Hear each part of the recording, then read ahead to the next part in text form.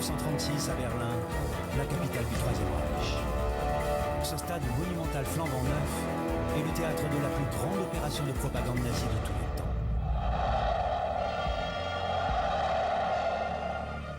Vous avez 100 000 Allemands qui glapissent à Hitler, etc.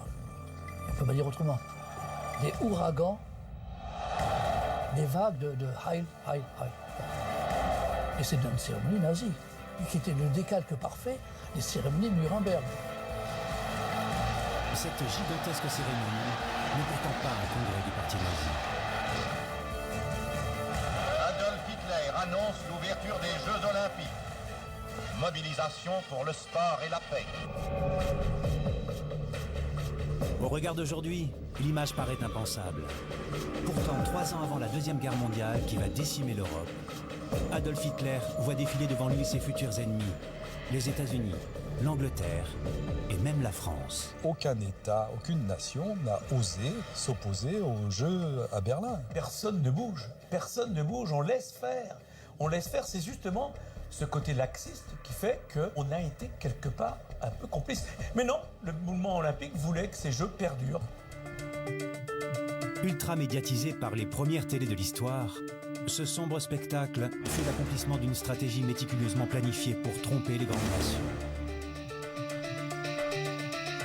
Les nazis ont été machiavéliques dans cette affaire. Ils ont su utiliser l'olympisme à des fins de propagande. Une propagande massive servie par des moyens colossaux qui ont permis la construction d'un stade démesuré et de ce village olympique grand luxe. Un lieu spécialement dédié à faire des sportifs étrangers les meilleurs ambassadeurs du nazisme. Il s'agissait de montrer aux sportifs la meilleure image possible, afin qu'en rentrant chez eux, ils se fassent l'écho de tout le potentiel que l'Allemagne propose. Aussi incroyable que cela puisse paraître, ici se sont croisés des athlètes juifs et noirs pourtant détestés par les nazis. Nous sommes partis à la rencontre des filles de l'un d'entre eux, Jesse Owens, ce jeune coureur qui, avec ses victoires, a publiquement humilié Hitler sur son terrain.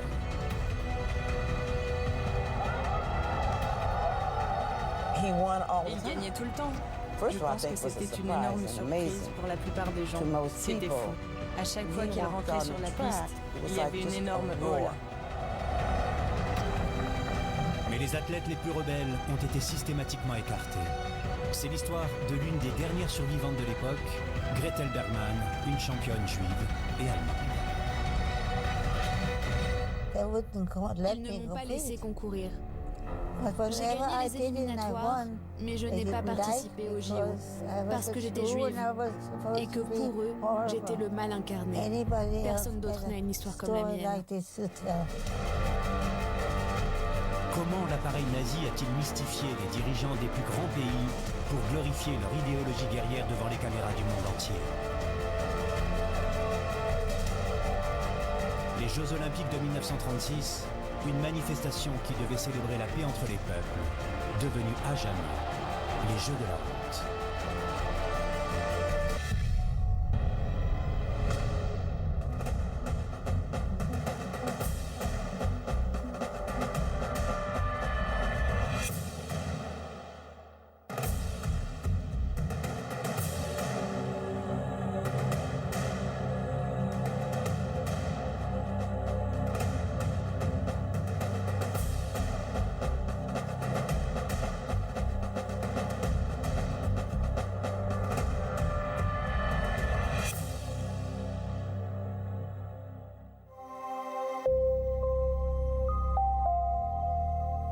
En 1931, quand l'Allemagne pose sa candidature pour accueillir les JO, les nazis ne sont pas encore au pouvoir.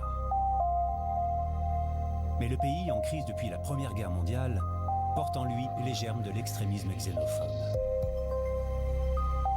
Humilié par le traité de Versailles imposé par les Alliés, puis assommé par le krach boursier de 1929, l'Allemagne est au bord de l'asphyxie. La moitié de sa population est au chômage. Les sanctions ont été lourdes sur le plan économique, sur le plan financier et sur le plan de l'image, de l'impact en termes d'image. Un homme va tenter à sa manière de relever le pays. Ce n'est pas un politique, mais un simple secrétaire au comité olympique allemand. Ancien journaliste, Karl Diem pressent qu'avec le développement des médias de masse, le sport va bientôt fédérer les passions dans le monde entier. Alors, en 1931, il fait tout pour convaincre cet homme, Henri de Baillet-Latour, le président du CIO, d'accorder à l'Allemagne les prochains Jeux de 1936. Henri de Baillet-Latour, c'est un comte belge qui a succédé au fondateur Pierre de Coubertin. C'est un aristocrate d'une famille fortunée de Belgique. Il n'a pas besoin de travailler, il est rentier. Il est marié avec une Allemande. Donc il a un lien particulier avec l'Allemagne. Contre la candidature de Barcelone, Baillet-Latour tranche en faveur de Berlin, un choix hautement symbolique, celui qui va réparer les humiliations de l'après-guerre. Il est dans une logique de contribution à la paix dans le monde. C'est le discours du CIO. C'est le discours selon lequel le sport sert la paix mondiale. C'est la fraternité, du moins entre les élites qui se rencontrent sur le stade et qui doivent servir de modèle pour les peuples. Mais les plans de Karl Diem vont bientôt être bouleversés.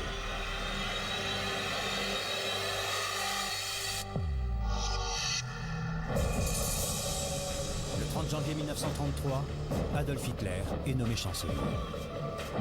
Il s'octroie très vite les pleins pouvoirs et supprime toutes les libertés individuelles. Le premier camp de concentration de l'histoire ouvre à Dachau. Hitler y enferme ses opposants politiques. L'organisation des Jeux Olympiques, décidée 2 ans plus tôt, est le cadet de ses soucis. D'autant qu'il ne pratique aucun sport et considère les JO comme des loisirs décadents.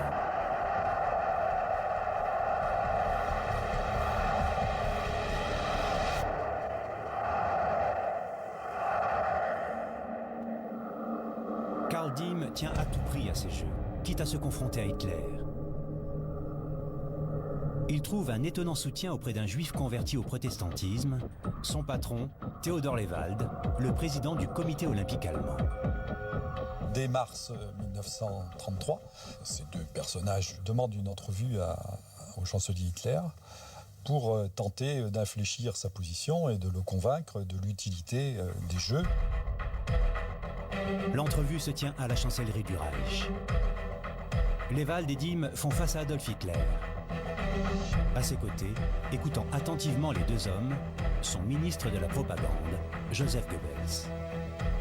C'est Goebbels qui est le premier à se rendre compte de cette possibilité de propagande pour se faire bien voir, si vous voulez, de l'ensemble des autres pays. On se dit que ce serait peut-être intéressant qu'il y ait une vaste opération de propagande et donc les Jeux Olympiques arrivent à point nommé. Utiliser les Jeux est une idée de génie. Parce que c'est le monde entier qui se donnait rendez-vous. Et le monde entier du sport, c'est-à-dire de ceux qui ne font pas de politique, puisque le système olympique faisait qu'on ne devait pas parler de politique, que c'était la rencontre fraternelle de la jeunesse, de l'amitié et de tous les peuples. Comme il l'a déjà écrit 10 ans plus tôt dans Mein Kampf, Hitler est un homme de guerre. En 1933, il a déjà en tête de rendre à l'Allemagne sa puissante armée, de se venger de la France et d'envahir une partie de l'Europe. Mais il n'est pas encore prêt. L'armée allemande est en pleine reconstruction et le Führer doit gagner du temps. Pour le moment, il préfère passer pour un homme de paix et les JO tombent à point nommé pour cela. Alors, dès avril 1933, il ordonne à Joseph Goebbels de coordonner une gigantesque opération de communication. À partir de là, ces Jeux ne seront ni trop beaux, ni trop grands, ni trop fastueux, ni trop clinquants. Toute la machine allemande, économique, militaire, sécuritaire, propagandiste se met en marche. 6 millions de Reichsmark, soit 54 millions d'euros d'aujourd'hui, sont immédiatement débloqués pour l'organisation des Jeux. En décembre 1933, le Führer commande un stade monumental qui doit être le plus grand du monde. La propagande commence à fonctionner. Ces travaux colossaux impressionnent déjà les télévisions étrangères. Berlin. Le gouvernement national-socialiste a voulu dépasser tout ce qui s'était fait jusqu'ici pour les manifestations sportives internationales des Jeux Olympiques. Plus de 100 000 personnes pourront prendre place dans le grand stade qui est en voie d'achèvement.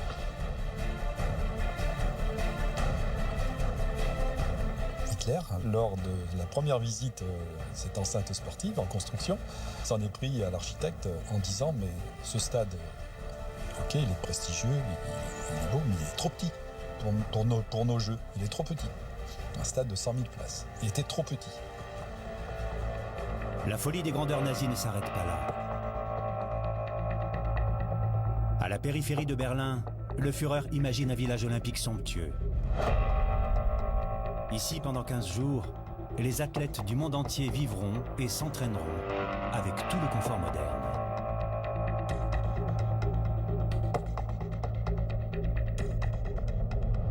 Tout avait été minutieusement étudié.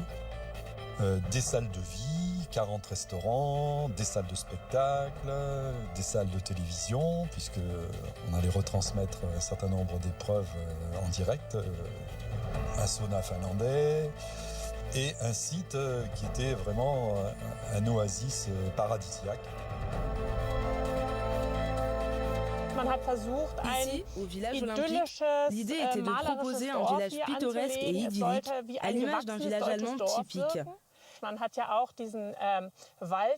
a réalisé un lac artificiel dans la forêt. Des oiseaux du zoo de Berlin ont même été amenés afin que tout ait l'air très vivant.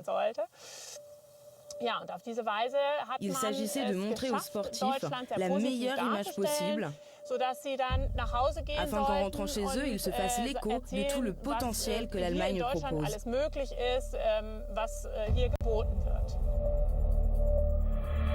Mais en coulisses, les nazis imposent déjà leurs lois racistes. Les travaux ont duré 2 ans, du printemps 1934 à la fin avril 1936. 2000 personnes ont été employées qui devaient toutes présenter des preuves de leur arianité. Ils devaient justifier leur origine allemande arienne.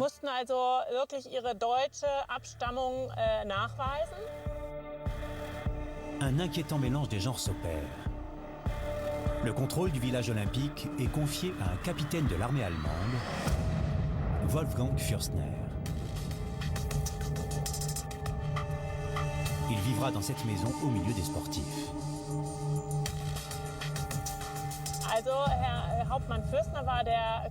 Le capitaine Fürstner était le commandant du village olympique. Il était depuis de nombreuses années un officier de confiance de la Wehrmacht. Très intéressé par le sport et sportif lui-même. Il était donc très fier d'investir ce poste. Le village est entièrement financé par le ministère de la Guerre, car ces locaux vont devenir un camp militaire après les Jeux Olympiques. Sur les murs des salles de vie, le capitaine Fürstner fait graver ses fresques guerrières.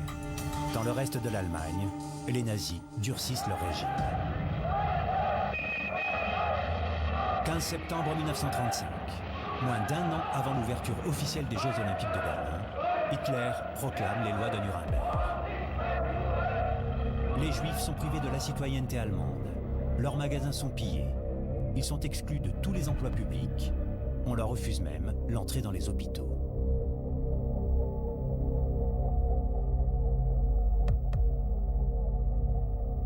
Gretel Bergmann a alors 21 ans et vient d'être admise à l'université de Berlin. Comme à des centaines d'étudiants juifs, l'accès aux cours lui est désormais refusé. Hitler m'a fait sentir que j'étais sale. Tous les juifs étaient sales. On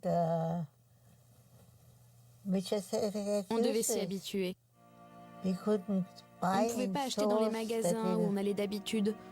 On ne pouvait plus aller au restaurant, on ne pouvait plus rien faire. On ne pouvait plus voir nos amis. Mes amis venaient me voir la nuit car ils n'étaient pas autorisés à fréquenter des juifs. Ce n'était pas une belle époque, croyez-moi. C'était horrible.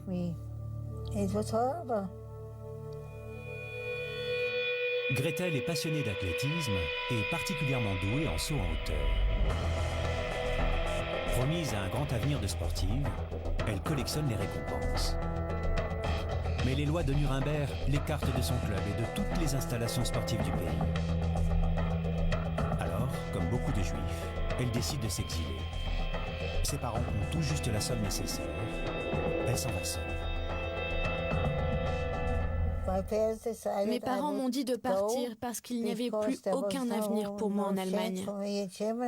Je ne pouvais plus faire de sport, je ne pouvais plus rien faire. Alors je suis partie en Angleterre. Je suis allée à l'université là-bas. C'était bien. Sauf que les Anglais n'étaient pas très accueillants parce que j'étais une Allemande. Personne n'échappe aux lois de Nuremberg, même au plus haut niveau. Tout président du comité olympique qu'il est, Theodor Lewald, l'associé de Karl Diem, est écarté du pouvoir à cause de ses parents juifs. Même traitement pour Wolfgang Fürstner, le fidèle commandant du village olympique. Il ne le savait même pas, mais l'un de ses ancêtres était juif.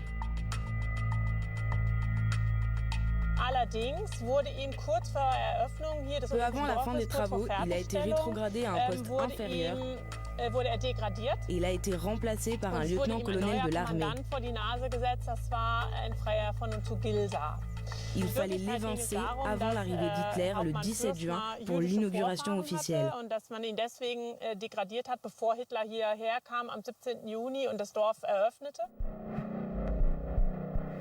Le commandant ne supportera pas ce déshonneur. 2 jours après la fin des Jeux, une fois les athlètes repartis, il se tirera une balle dans la tête près de ce lac, en plein milieu du village olympique.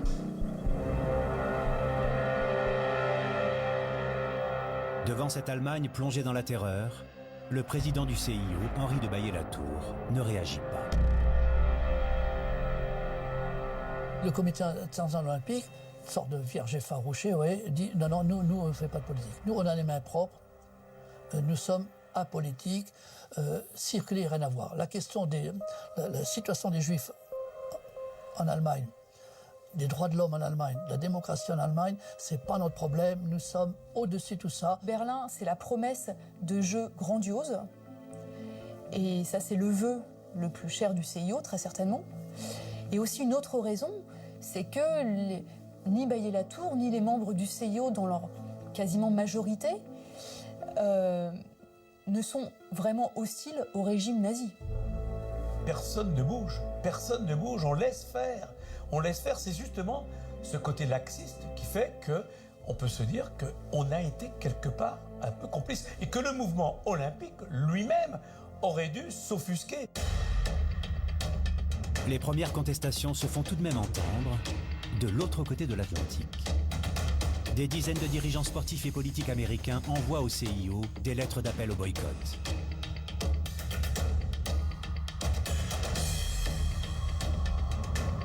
La charte olympique considère qu'il doit y avoir une égalité absolue des races et des croyances dans le domaine du sport.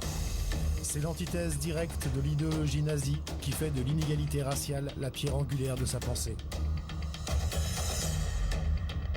De grands rassemblements sont organisés dans toutes les grandes villes américaines.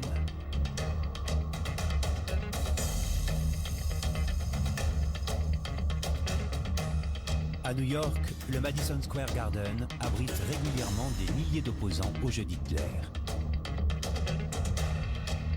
En novembre 1935, même un membre du comité olympique américain, Ernest Liedtjank, fils d'émigrés allemands, prend publiquement position pour le boycott dans cette lettre adressée au comte Baillet-Latour.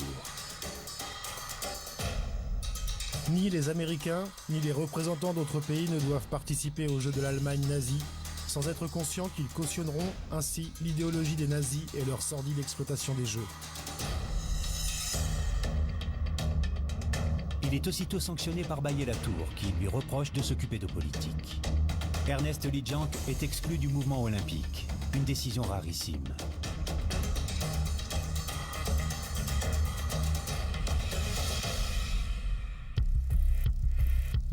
Il est remplacé par un homme beaucoup plus conciliant. Avery Brundage, membre actif de 2 associations ultra-racistes proches du Ku Klux Klan, devient le président du comité olympique américain.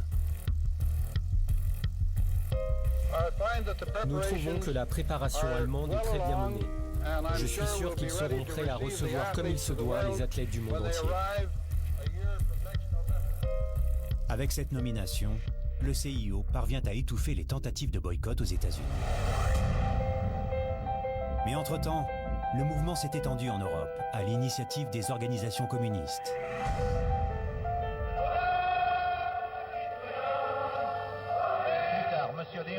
Février 1936, ces mêmes communistes arrivent au pouvoir en France avec le gouvernement du Front populaire, dirigé par Léon Blum. La question des Jeux de l'Allemagne nazie divise les députés.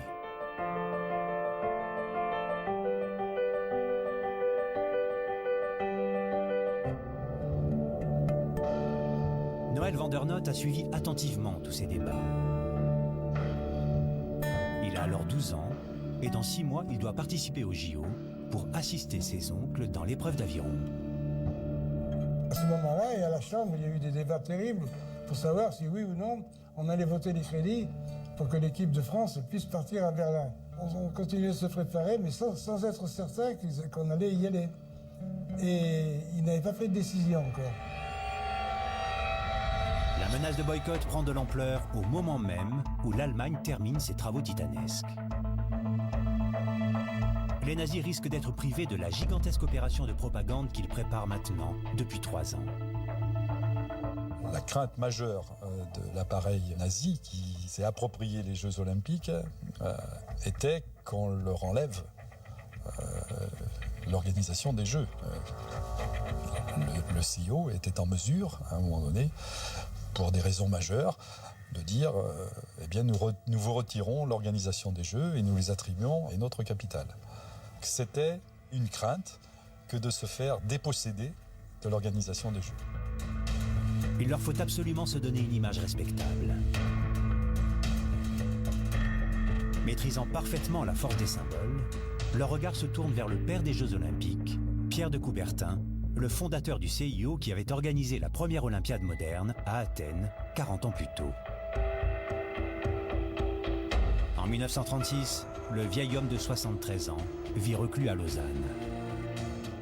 La fin de sa vie est assez triste d'une certaine manière, puisqu'il est à la fois dans la gêne financièrement, et puis il a 2 enfants qui sont frappés de lourds handicaps, pour lesquels il doit prévoir leur vie après sa propre mort. Et puis enfin, il est oublié. Plus personne ne prête vraiment attention à lui. Plus personne. Sauf Karl Diem, progressivement devenu un partisan d'Hitler. Il se rend à Lausanne à plusieurs reprises pour rencontrer Pierre de Coubertin. Alors Karl Diem va organiser une grande opération de charme. L'idée, c'est de commémorer en quelque sorte l'œuvre de Coubertin et Coubertin lui-même, donc en lui proposant de rééditer ses œuvres en Allemagne, de célébrer sa pensée dans la revue olympique. Il s'agit aussi de l'élever en son honneur des bustes. Voilà, et Karl Diem obtiendra d'Hitler un cadeau, un chèque cadeau en quelque sorte de 10 000 Reichsmark pour que Coubertin puisse subvenir aux besoins de sa propre famille. Séduit, Coubertin légitime les Jeux de Berlin en enregistrant un message de soutien que Karl Diem fait diffuser dans plusieurs radios à travers le monde. Dès aujourd'hui, je veux remercier le gouvernement et le peuple allemand pour l'effort dépensé en l'honneur de la 11e Olympiade. Elle s'accomplit sur un plan magnifique, avec une parfaite conception des ensembles et un souci non moins parfait du détail. J'ai l'impression que toute l'Allemagne, depuis son chef jusqu'au plus humble de ses écoliers, souhaite ardemment que la célébration de 1936 soit l'une des plus belles que le monde ait vues. De son côté, Hitler accepte la visite d'Henri de Baillet-Latour en Allemagne. Il organise une grande mascarade pour lui cacher les exactions antisémites. Il fallait absolument montrer au monde qu'en fait, l'Allemagne était un grand pays tolérant, ouvert, voilà. Et on le trimballe partout, c'est vraiment le mot. Mais ne prenez pas en pantin. Mais déjà, Hitler méprisait profondément. Vous imaginez qu'Hitler méprisait tous les hommes politiques français, tous les hommes politiques anglais, les Américains. Hitler pensait effectivement, c'est quoi c'est quoi ce pantin? Je vais lui rouler la farine. Et effectivement, c'était le cas.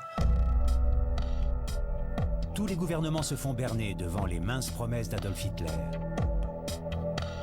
Il s'engage à nettoyer Berlin de tous les panneaux antisémites avant l'arrivée des premiers visiteurs. Les interdictions faites aux Juifs seront aussi levées, mais seulement pendant les 15 jours des Jeux Olympiques. Et surtout, il promet qu'il y aura bien des athlètes juifs dans la sélection olympique allemande.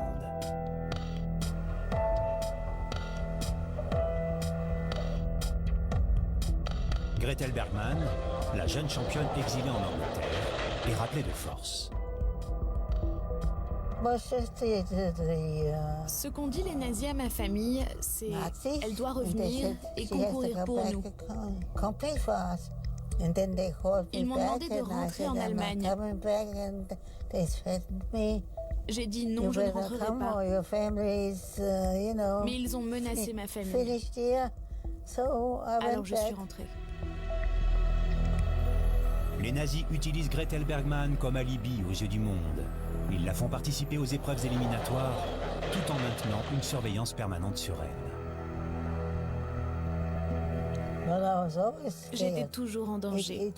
Je ne pouvais pas m'exprimer clairement, c'était horrible. Si je disais du mal des nazis, ils m'auraient tué.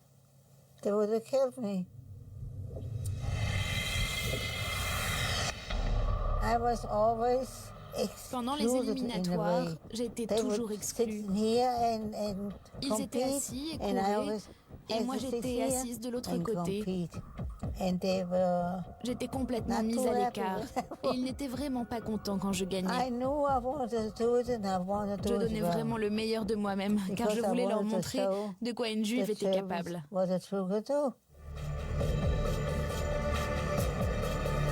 Les injustices décuplent la rage de la jeune athlète. Pendant ces épreuves, elle bat le record national de saut en hauteur à 1,60 m. Trop performante, Gretel Bergmann devient gênante pour les nazis. Ils craignent qu'une juive gagne au JO au nom de l'Allemagne. Alors, ils vont refuser de reconnaître sa performance et vont l'exclure de la sélection. Comme seule explication, elle reçoit ce courrier. Le responsable des sports du Reich, qui a choisi l'équipe pour les Jeux Olympiques, n'a pas pu vous sélectionner dans l'équipe qui représentera l'Allemagne. Au vu de vos dernières performances, vous ne vous attendiez sans doute vous-même pas à être retenu. À Hitler. Ils m'ont dit que je n'étais pas au niveau dans cette lettre. C'est dommage parce que j'étais tellement en colère que j'aurais gagné. J'ai été douée. Un an plus tard, en 1937, Gretel Bergmann quittera l'Allemagne à tout jamais. Elle deviendra championne d'athlétisme aux États-Unis où, à 102 ans, elle vit toujours aujourd'hui.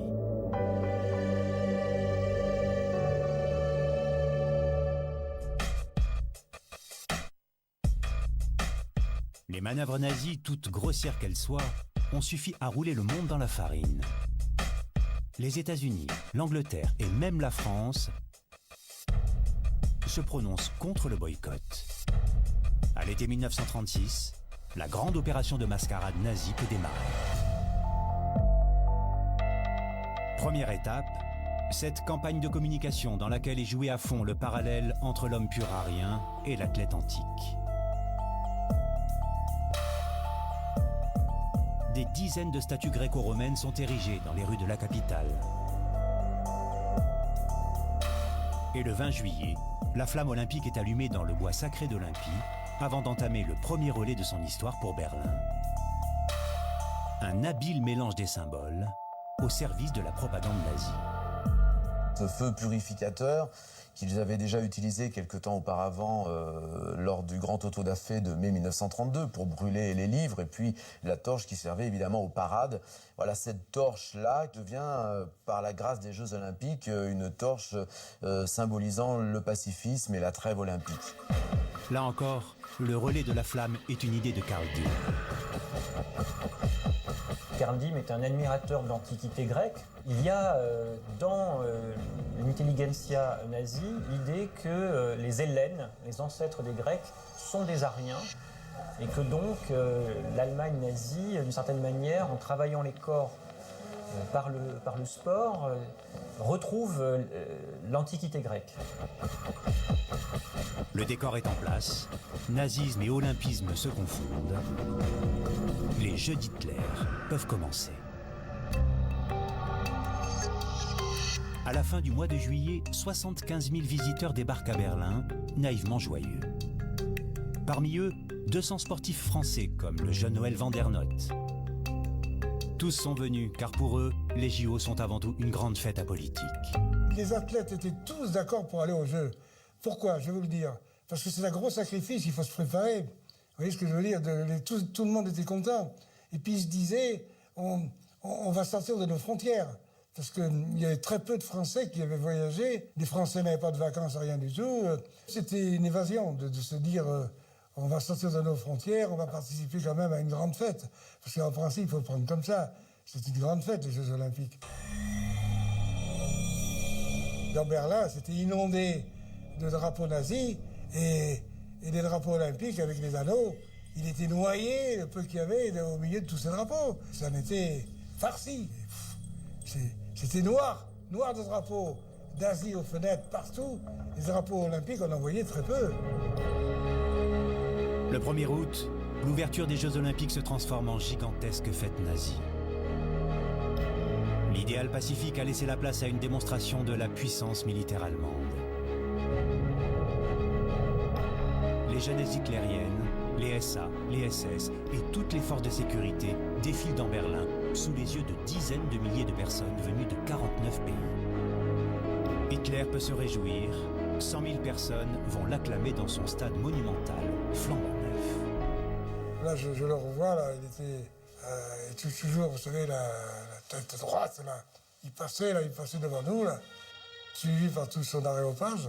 Il filait vers le stade. Autour d'Hitler, les plus hauts dignitaires nazis, les représentants de l'Italie fasciste, mais aussi Karl Diem, l'artisan des Jeux, et le président du CIE, Henri de Baillet-Latour.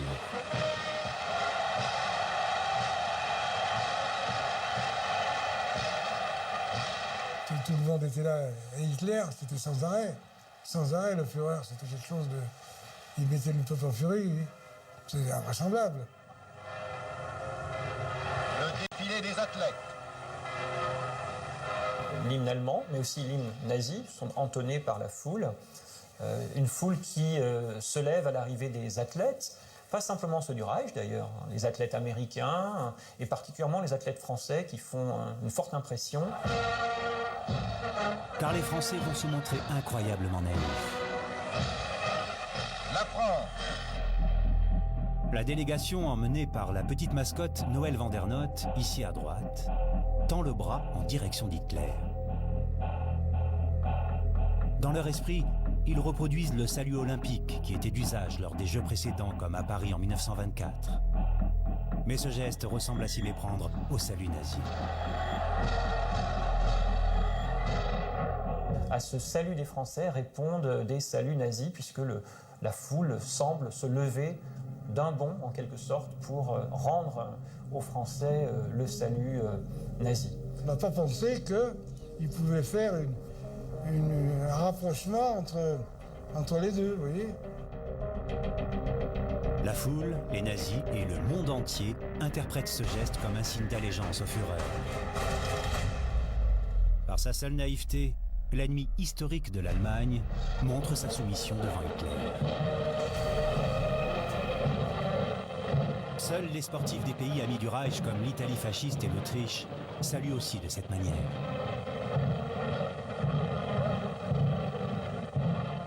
Faire ce type de salut devant la loge du Führer, ça ne pouvait pas ne pas avoir comme une signification politique, explicite ou implicite. Peut-être les hommes politiques auraient peut-être pu y penser et dire, puisqu'on se trouve là-bas, on ne va pas faire ce salut pour une fois, on va faire autre chose. Personne n'aurait rien dit. Vous savez, on s'en foutait, nous, tout le monde. L'Angleterre. Les Américains et les Britanniques n'ont pas fait le salut olympique parce qu'ils avaient été avertis par leurs diplomates. Ils avaient vu l'impact du salut olympique sur la foule nazie et l'utilisation, d'une certaine manière, de ce geste par le régime.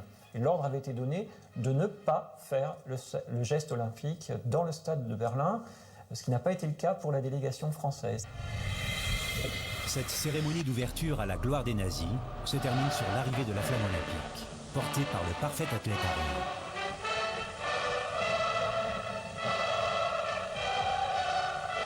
Des pigeons vont partir dans un joyeux et symbolique envol pour annoncer au monde l'ouverture des Jeux Olympiques. Tout était image, tout était propagande visuelle. La mise en scène visuelle, l'arrivée de Hitler, les projecteurs, la flamme, l'image. Dans cette guerre de l'image, les nazis font de chaque épreuve sportive un terrain d'affrontement politique. Tous les athlètes du Reich portent sur leur maillot la croix gammée.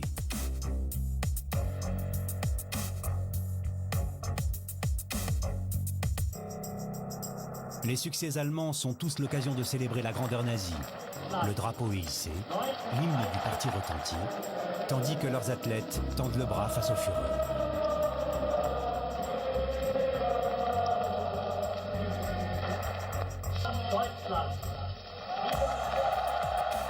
Pour démontrer leur puissance, les nazis ont encore une nouvelle trouvaille. Ils inventent le classement des nations avec le tableau des médailles pour mettre en valeur leurs sportifs surentraînés.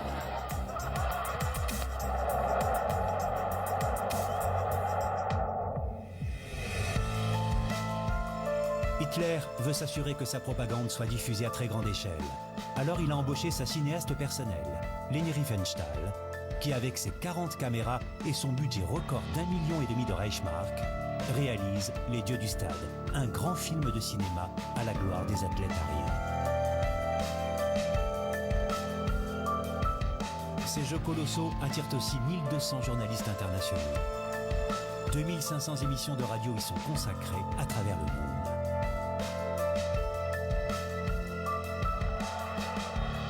Et puis, c'est la première fois qu'on va expérimenter la télévision en direct, enfin, avec un léger différé, disons.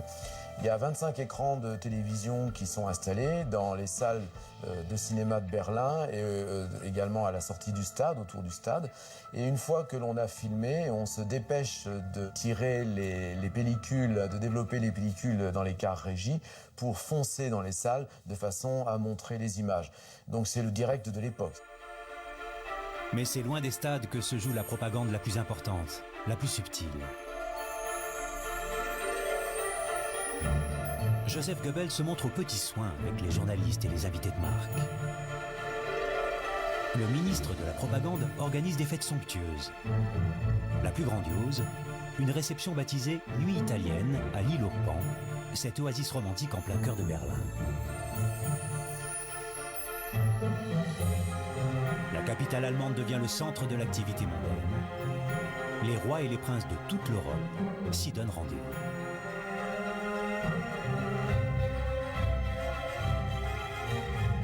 C'est les very important people qui se sont rassemblés et mangent des petits fours. Ouais.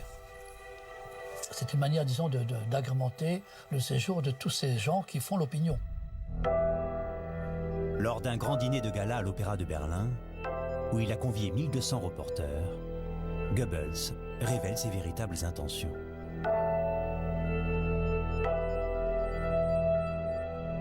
L'Allemagne ne nourrit que des intentions paisibles.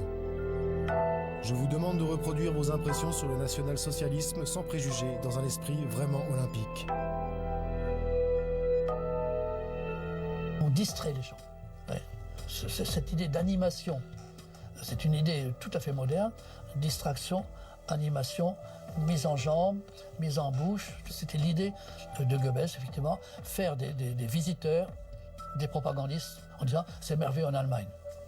D'ailleurs, les journalistes sportifs, qui en général se prêtent de très bonne grâce à ce genre d'exercice, n'y ont vu que du feu. Au village olympique, les 4000 athlètes sont eux aussi utilisés comme propagandistes de l'Allemagne nouvelle. Les nazis leur réservent alors le même accueil très privilégié. On entendait les athlètes qui avaient fait d'autres Jeux olympiques qui disaient « mais c'est fou, on n'a jamais vu ça ». Tout était organisé d'une façon parfaite. Bon, il y avait tout, mais Surtout que, vous savez, à l'époque, nous vivions quand même chichement. Hein. Le matin, il y avait un choix, il y avait du cacao, du café au lait, de la novomaltine, des confitures, il y avait pratiquement un tas de produits que vous pouviez prendre comme vous vouliez. Si vous connaissez le français, hein, vous savez, s'il peut se goinfrer à bon marché, ça marche toujours. Hein. Les athlètes sont tellement éblouis qu'ils appellent leur village olympique le paradis sur Terre. L'un d'entre eux, Jesse Owens, un jeune noir américain de 22 ans, petit-fils d'esclave, est encore plus surpris. Lui qui a toujours connu l'Amérique ségrégationniste n'en revient pas de recevoir le même traitement que les sportifs blancs.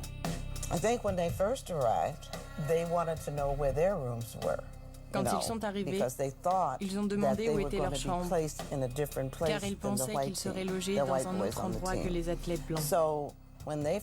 Et quand ils se sont rendus compte qu'ils étaient égaux, c'était vraiment quelque chose, vous savez. Parce qu'à la maison, ça ne se passait pas comme ça. Ils mangeaient tous ensemble. Ce n'étaient pas les blancs d'un côté et les noirs de l'autre. Ils formaient une seule équipe, l'équipe olympique américaine.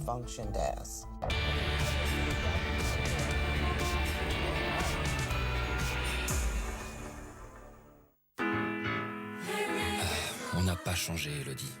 Toujours.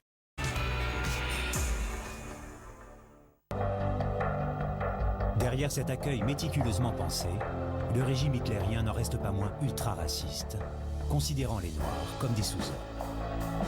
Pourtant, c'est ce jeune sprinter qui va à lui tout seul enrayer l'énorme machine propagandiste.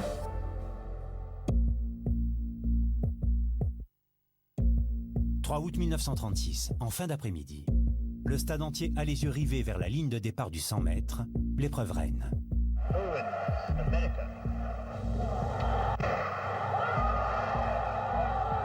Dès les premières foulées, Jesse Owens lâche ses adversaires. C'était une détente, quoi, vous voyez ce que je veux dire. Vous en avez qui courent, par exemple. Ils ont les pieds au sol, on a l'impression qu'ils écrasent la piste. Tandis que lui, c'était l'inverse. Ça bondissait. Vous voyez, on sentait que c'était de la dynamite.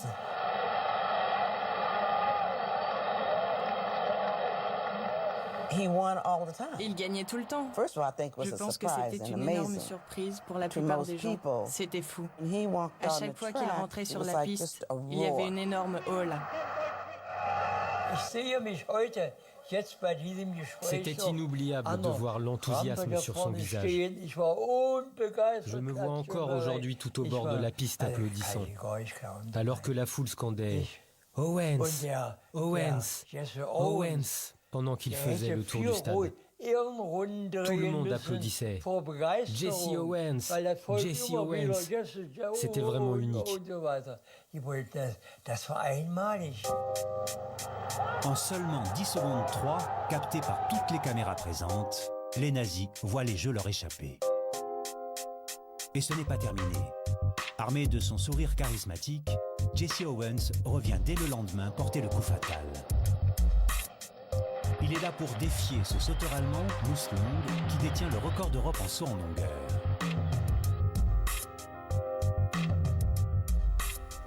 Il avait toutes les caractéristiques de l'arien parfait, selon Hitler. Il était blond, la peau blanche, grand, athlétique, et il venait d'une famille très riche. Mais surtout, c'était un homme bien. Tout sépare les deux hommes. Pourtant, une complicité se crée en plein milieu du stade, sous les yeux d'Adolf Hitler. Mon père était tombé plusieurs fois pendant les essais. Muslung lui avait donné des conseils pour ne plus tomber. Il a posé une serviette juste avant la ligne de départ. Et il a dit « Appuie-toi dessus et tu ne tomberas plus ». Grâce au conseil de son adversaire, Jesse Owens réussit un saut incroyable. À 7,94 m, il bat le record du monde. Luce a été le premier à le féliciter. Ils se réjouissaient ensemble. Lucien et cet athlète extraordinaire, cet homme noir, Jesse Owens. Ils avaient vraiment fière allure. C'était beau à voir. Jour après jour, Jesse Owens écrase de son empreinte les Jeux olympiques nazis. Le lendemain, il remporte aussi les 200 mètres. Et plus tard, le relais 4 x 100 mètres.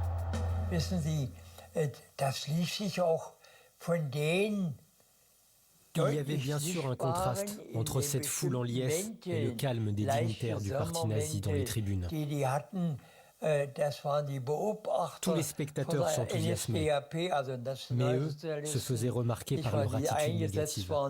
Ils étaient regroupés dans un coin et ils n'avaient pas l'air contents. Les victoires de Jesse Owens, c'est un échec cinglant de toutes les théories raciales proclamées par le Troisième Reich, et ceci en direct aux yeux du monde.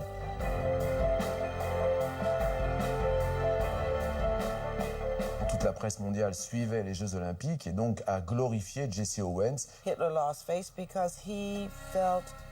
Hitler a perdu la face. Parce qu'il était persuadé que son équipe olympique allait écraser toutes les autres. Alors, il a quitté le stade. Dans sa tête, c'est un nègre. C'est pas possible que quelqu'un, un Untermensch, un sous-homme, puisse gagner. C'est quelque chose pour lui qui dépasse son entendement. Officiellement, Hitler ne peut rien faire contre ce champion noir. Mais en coulisses, il ordonne à la Gestapo de le surveiller de très près. La Gestapo, la police secrète, ouvrait systématiquement le courrier que recevaient les sportifs. Une lettre de Jesse Owens a été confisquée. Elle avait été envoyée par un haut fonctionnaire de l'autorité sportive américaine qui lui conseillait de rendre les médailles. Dans cette lettre que Jesse Owens ne recevra jamais, il lui est demandé de profiter de l'attention portée sur lui pour alerter le monde sur le régime nazi. Vous allez avoir l'opportunité de rester dans la postérité, non seulement comme un grand sportif, mais aussi comme un grand homme. Pour cela, en mémoire de toutes les horreurs déversées par Hitler et ses hommes sur les Noirs, les Juifs et ceux qu'ils appellent les sous-hommes, vous devez refuser qu'ils vous couronnent. Jesse Owens n'a pas pu réagir à cette lettre et n'en a jamais eu connaissance de son vivant, puisqu'elle n'a été révélée et publiée qu'après sa mort. Sous haute surveillance, les JO vont se poursuivre sans que personne ne remette en cause la dictature en place. Les 4 médailles d'or de Jesse Owens ont certes marqué les esprits, mais c'est l'Allemagne qui termine grande victorieuse avec 89 récompenses au classement des nations, très loin devant ses concurrents. Le 16 août, lors de la cérémonie de clôture, Henri de Bailly-Latour continue inlassablement de remercier Adolf Hitler. Après avoir offert au chancelier du Reich et au peuple allemand le tribut de notre profonde gratitude, nous proclamons la clôture des concours de la 11e Olympiade. Les Jeux Olympiques ont très clairement, sur le coup, été un grand succès qui a marqué, on le voit dans la presse française en l'occurrence, tous les journalistes qui se sont rendus aux Jeux Olympiques sont revenus enthousiastes et complètement éblouis par Berlin, l'Allemagne nazie. Le 25 août, le quotidien conservateur L'Écho de Paris souligne le succès unanime qu'Hitler a obtenu avec ses jeux fastueux. Sur la même page, un autre article rapporte, sans trop s'en émouvoir, que l'Allemagne est en train de renforcer considérablement son armée.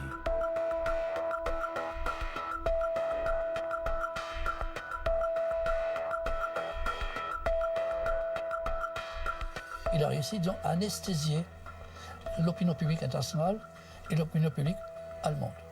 Il a réussi effectivement à aligner l'ensemble de son peuple sur son nom. Pas de vagues, pas de bruit, c'est un succès majeur.